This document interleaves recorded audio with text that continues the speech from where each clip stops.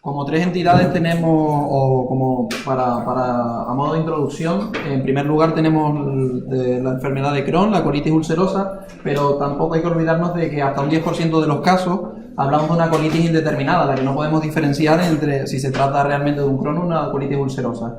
10% de los casos y que normalmente se manejan como si fuese una colitis ulcerosa. A modo de introducción, el término enfermedad inflamatoria intestinal, o en otros textos se conoce como enfermedad inflamatoria crónica intestinal, hace referencia a un trastorno crónico asociado a una respuesta inmune desmesurada. Se relaciona con una inflamación crónica del intestino que cursa clínicamente en forma de brotes de actividad alternando con periodos de remisión o ausencia de síntomas. Resalto las palabras crónico, brotes y remisión para ahora en la siguiente diapositiva definirlas, para saber un poco de qué estamos hablando cuando definimos la sintomatología de los pacientes o cuando nos estudiamos un poco la literatura. El brote hace referencia a un periodo en el que un paciente con enfermedad inflamatoria padece síntomas o signos dependientes de la reactivación inflamatoria de su enfermedad. Cuando hablamos de que el paciente está en remisión, pues hablamos de que el paciente tiene una disminución, lo que sería una remisión parcial o respuesta, o desaparición de los síntomas de forma completa y signos de la enfermedad. Cuando hablamos del grado de gravedad o severidad del brote, pues hablamos de la intensidad del brote, determinado por el estado clínico del paciente, cuya valoración se hará mediante unos índices de actividad que veremos más adelante. Cuando hablamos de que el paciente tiene una enfermedad quiescente, pues hacemos referencia a que el paciente tiene una remisión prolongada, muchas veces, sobre todo en el caso de la colitis ulcerosa. En primer lugar, hablar sobre la sospecha clínica. El debut de la enfermedad inflamatoria puede ser diverso y diferente en cada paciente. Debemos sospecharlo sobre todo en pacientes que tengan sintomatología crónica y recurrente.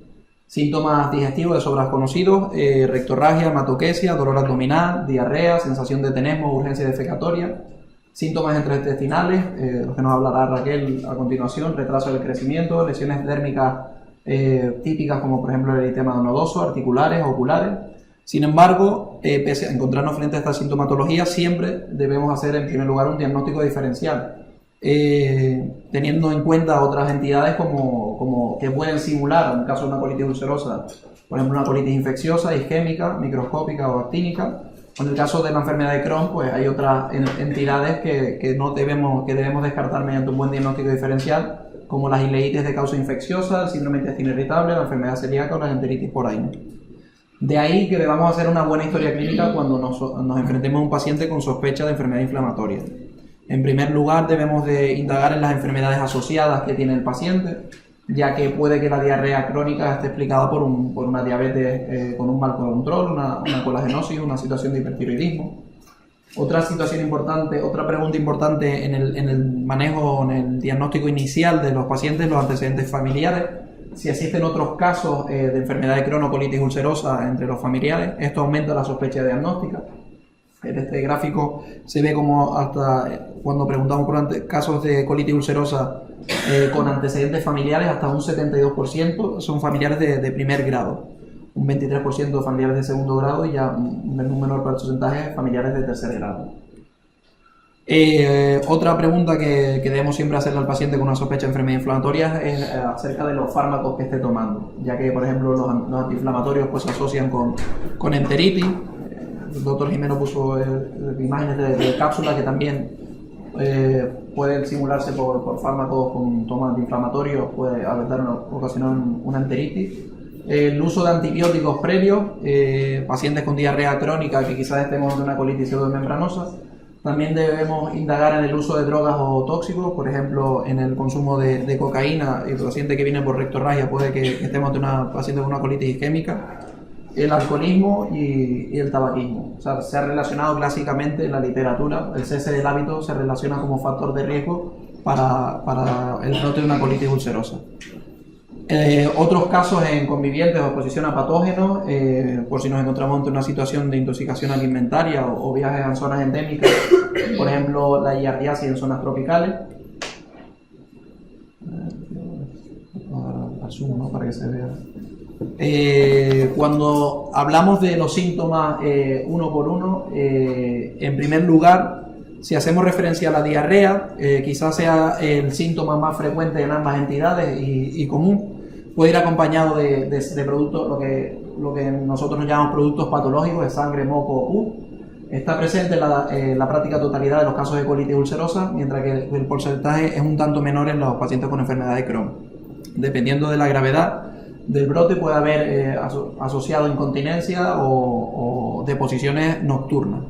En cuanto a la fiebre, nos indica un proceso mayor a nivel sistémico. En caso de ser alta, que supere los 38 grados, quizás no sea la expresión de la enfermedad inflamatoria, sino de una posible infección que puede venir asociada o no a un brote o debut de una enfermedad inflamatoria intestinal. El dolor abdominal quizás sea un poco menos frecuente en la colitis ulcerosa, pero está presente hasta en el 80% de los pacientes con enfermedad de Crohn. La rectorragia es más frecuente en la colitis ulcerosa. La enfermedad de Crohn suele manifestarse cuando hay afectación del intestino grueso. La anemia puede ser permanente y se intensifica durante los brotes.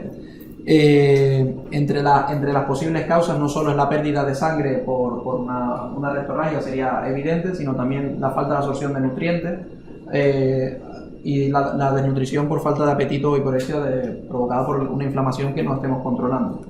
La pérdida de peso se intensifica en los pacientes con brote grave. Es especialmente relevante en la enfermedad de Crohn cuando hay afectación del intestino delgado. Otro síntoma importante que debemos preguntarle a los pacientes es la sensación de tenesmo. Suele ser frecuente en los pacientes con colitis ulcerosa. Es más rara la enfermedad de Crohn, pero sí puede estar presente si tiene una afectación colónica. Otro síntoma importante y relevante, al que se le da mayor importancia en los últimos años, es la sensación de fatiga o astenia, ya que, como se ha comentado en las otras charlas, es una enfermedad directamente relacionada con la afectación de la calidad de vida. Las lesiones a nivel anal, debemos hacer una exploración también y anotar o describir si vemos fístulas, úlceras o presencia de estenosis a nivel anal. Las manifestaciones extraintestinales están presentes hasta en un 10% de los casos de pacientes con colitis ulcerosa y hasta en un 20-40% de los pacientes con enfermedad de Crohn. A grandes rasgos, estas son las principales diferencias clínicas de sobra conocidos por todos cuando enfrentamos colitis ulcerosa frente al Crohn. Quizás en la colitis ulcerosa, aunque esto en el diagnóstico no todo es blanco o negro, en la colitis ulcerosa predominan síntomas de colitis como diarrea, retortijones abdominales, sensación de tenesmo, urgencia defecatoria. En la enfermedad de Crohn predominan síntomas sistémicos como la fiebre, pérdida de peso o anemia. La rectorragia y el número de deposiciones quizás es más numerosa en la colitis ulcerosa, pero de menor volumen. En el Crohn son diarreas de mayor volumen. Los síntomas generales en la colitis ulcerosa normalmente son cuando tenemos una afectación por un brote grave. El dolor abdominal suele estar más frecuente en el Crohn, como hemos comentado. La enfermedad perianal suele ser rara, pero puede presentarse también en un paciente con colitis ulcerosa perfectamente, aunque es más frecuente en la enfermedad de Crohn. Las complicaciones intraabdominales son menos frecuentes en la colitis ulcerosa, siendo más frecuentes en el Crohn asociadas a fístulas, estenosis y abscesos. Recordemos que la enfermedad de Crohn puede afectar a todo el tubo digestivo, toda la extensión del tubo digestivo. Sin embargo, la colitis ulcerosa solo afectaría a nivel colónico.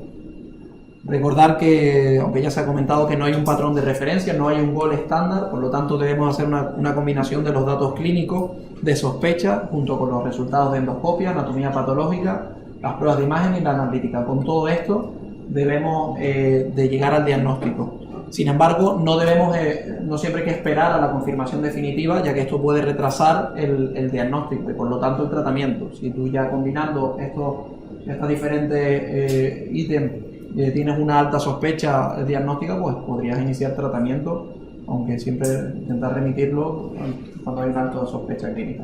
No debemos tampoco, en el otro lado, tampoco debemos etiquetar a un paciente con enfermedad inflamatoria solo porque tenga la presentación de uno o varios síntomas típicos de la enfermedad, como los que hemos comentado.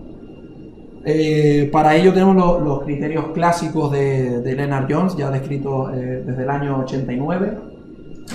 No me voy a parar en todos porque pues, son de sobra conocidos, pero pero hay criterios clínicos, radiológicos, endoscópicos y anatomopatológicos, tanto para la enfermedad de Crohn como para la colitis ulcerosa. En el caso de la enfermedad de la colitis ulcerosa tendríamos un diagnóstico de enfermedad definida cuando hay 2 o más criterios.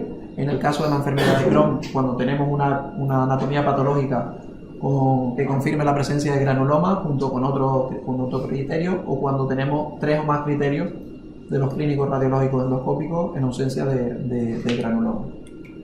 ¿Es sencillo el diagnóstico? Pues aunque tengamos muchas herramientas clínicas, pues se ha visto que no. En ocasiones el diagnóstico es complejo y tardío, especialmente en pacientes con enfermedad de Crohn, ya que la afectación puede ser más al afectar a diferentes partes del tubo digestivo. El paciente puede tener síntomas dispares. En este gráfico se ve cómo hasta el 45% de los nuevos casos de enfermedad inflamatoria, hasta que se llega al diagnóstico definitivo, pues ha pasado hasta un año, ¿no? Incluso el 17% de los casos, quizás en expresiones clínicas menos llamativas, pues pasen hasta 5 años hasta que llegamos al diagnóstico definitivo.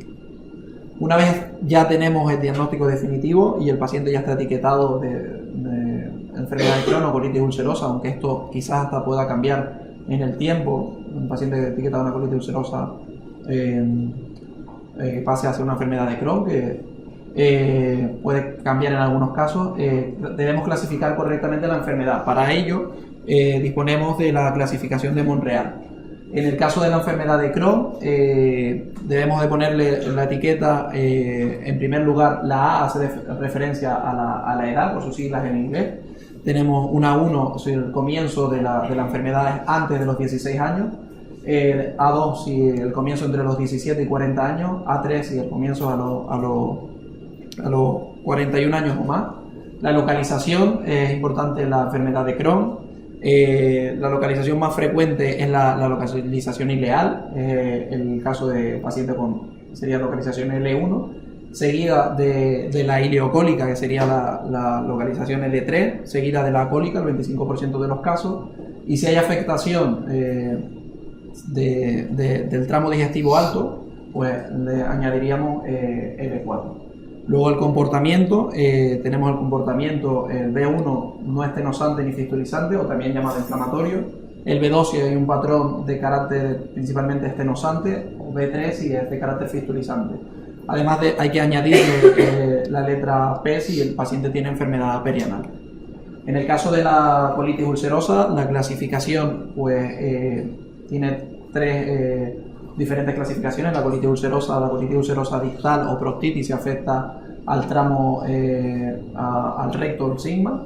La colitis izquierda si afecta de forma distal, pero no proximal al ángulo esplénico, una colitis izquierda.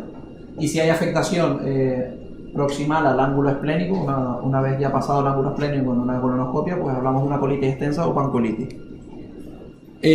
Otra pregunta importante que nos debemos hacer es si realmente cuando un paciente ya etiquetado de enfermedad inflamatoria presenta síntomas típicos, si estamos realmente ante un brote, ya que no todo dolor o diarrea en un paciente con enfermedad inflamatoria es un brote, aunque generalmente hay una asociación con elevación de reactantes de fase aguda como la PCR o la carprotetina fecal, como ya se comentó, que es más específica.